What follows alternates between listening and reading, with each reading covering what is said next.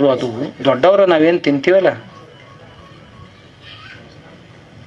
ಈ ದನಗಳು ಸ್ಲಾಟರ್ ಹೌಸ್ನಾಗ ತೊಗೊಂಡು ಹೋಗ್ತಾರೆ ಕಸಾಯಿ ಖಾನೆ ಒಳಗೆ. ಮಾಂಸ ಎಲ್ಲ ಮಾರಾಟ ಆಕತಿ. ಕಾಲಾಗ ಕೈಯಾಗ ಬಿದ್ದಿದ್ದಿರ್ತೈತಲ್ಲ ಅದನ್ನೆಲ್ಲ ತೊಳೆದು ಒಂದು ದೊಡ್ಡ ಕಡಾವಿಯೊಳಗೆ ಕುದಿಸ್ತಾರೆ. ಕತ ಕತ ಕತ ಕತ ಕುದಿಸಿ ಅದ್ರೊಳಗೆ ಅರ್ಕ ತಯಾರಾಗ್ತೈತಿ. ಅದಕ್ಕೆ ಆ್ಯನಿಮಲ್ ಫ್ಯಾಟ್ ಅಂತ ಕರೀತಾರೆ. ಅದನ್ನು ಎದ್ರೊಳಗೆ ಬಳಸ್ತಾರೆ ಹೇಳಿ ನಿಮ್ಗೆ? ಐಸ್ ಕ್ರೀಮ್ದಾಗ ಬಳಸ್ತಾರೆ. ಅದನ್ನು ಹಾಲಿನಿಂದ ಐಸ್ ಕ್ರೀಮ್ ತಯಾರು ಮಾಡಿದ್ರೆ ತುಟ್ಟಿ ಆಕೈತಿ ಅಂತ ತಿಳ್ಕೊಂಡು ಈ ಆ್ಯನಿಮಲ್ ಫ್ಯಾಟ್ ಐಸ್ ಕ್ರೀಮ್ ತಯಾರು ಮಾಡೋದಕ್ಕೆ ಬಳಸ್ತಾರೆ ದೊಡ್ಡ ದೊಡ್ಡ ಕಂಪ್ನಿಯವ್ರು.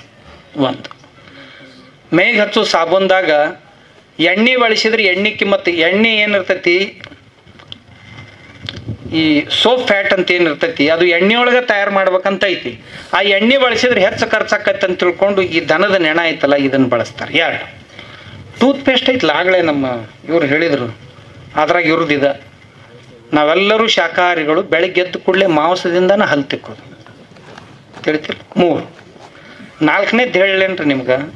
ಇವು ಮಾರ್ಕೆಟ್ನೊಳಗೆ ಸಣ್ಣ ಹುಡುಗರಿಗೆ ತಿನ್ನಕ್ಕೆ ಕರ್ದ ಪದಾರ್ಥಗಳು ಏನೇನು ಬರ್ತಾವಲ್ಲ, ಕುರ್ಕುರೆ ಅಂತ ಬರ್ತೈತಿ, ಅವು ಕೊಳವೆ ಅಂತ ಬರ್ತಾವು, ಆಮೇಲೆ ವಡ ಅಂತಿರ್ತಾವು, ಬಜಿ ಅಂತಿರ್ತಾವೆ. ಅವು ಟೇಸ್ಟ್ ಬರಬೇಕಾಗಿತ್ತು ಅಂತಂದು ಇದ್ರಾಗ ಕರಿಬೇಕಾಗತ್ತೆ. ಇದ್ರಾಗ ಕರೆದ್ರಂದ್ರೆ ಅದು ದಿನ ಅಲ್ಲೇ ಹೊಕ್ಕ ನಾವು ತಿನ್ನಕ್ಕೆ. ಇವೆಲ್ಲ ಅದ್ರೊಳಗೆ ಬರ್ತಾವೆ. ಆಮ್ಯಾಗ ನಿಮ್ಮ ಕ್ಯಾಪ್ಸೂಲ್ಸ್ ಅದಾವಲ್ಲ, ಗುಳಿಗೆ ನಾನು ನುಂಗ್ತಿರ್ಲಿಲ್ಲ ದಿನ ಎಲ್ಲ ಶಾಕಾಹಾರಿಗಳು, ಆ ಎಲ್ಲ ಕ್ಯಾಪ್ಸೂಲ್ಗೆ ಇದನ್ನು ಹಚ್ಚಿರ್ತಾರೆ ಹೊರಗೆ. ಇದನ್ನ ಹಚ್ಚಬೇಕಾಗತ್ತೆ ಅಲ್ಲಿ.